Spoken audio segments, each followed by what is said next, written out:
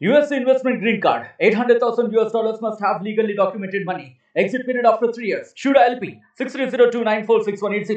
YSR Congress party ప్రభుత్వంలో పేదల్ని దిగువ మధ్య తరగతి వారిని ధరలు పెంచుకుంటూ పోతూ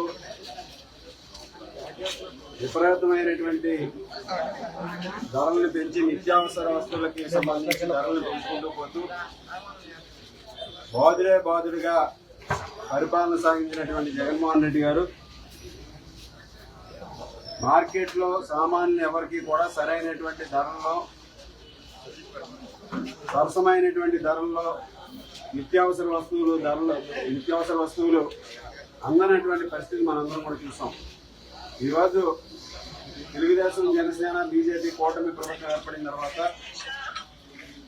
ప్రభుత్వం ముఖ్యంగా ధరల నియంత్రణ మీద దృష్టి పెట్టి సరసమైనటువంటి ధరలకు నిత్యావసర వస్తువులని ప్రజలందరికీ కూడా అందుబాటులోకి తీసుకురావాలని మార్కెట్ ఇంటర్వెన్షన్ ఫండ్ కింద కూడా తీసుకుని ఈరోజు హోల్సేలర్స్తో కానీ రిటైలర్స్తో కానీ పెద్ద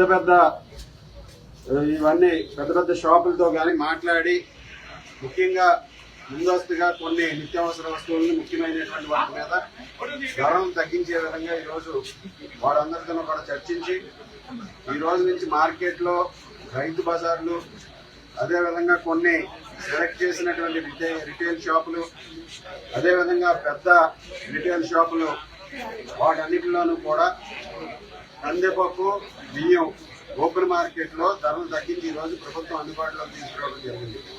ముఖ్యంగా కందిపప్పు మార్కెట్లో ఉన్నటువంటి 181 రూపాయల నుంచి తగ్గించి 160 రూపాయలకి ప్రజలందరికీ కూడా అందుబాటులోకి తీసుకురావడం జరుగుతుంది.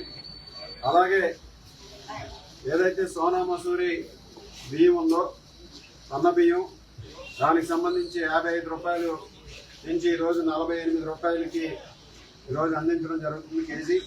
ఈ విధంగా ప్రజలందరికీ కూడా అందుబాటులోకి తీసుకొచ్చి ధరలు నియంత్రించే విధంగా, నిత్యావసర వస్తువుల ధరలను ఇంకా తగ్గించే విధంగా కూడా ప్రభుత్వం ముందుకెళ్తుంది. ఇది ప్రారంభం మాత్రమే.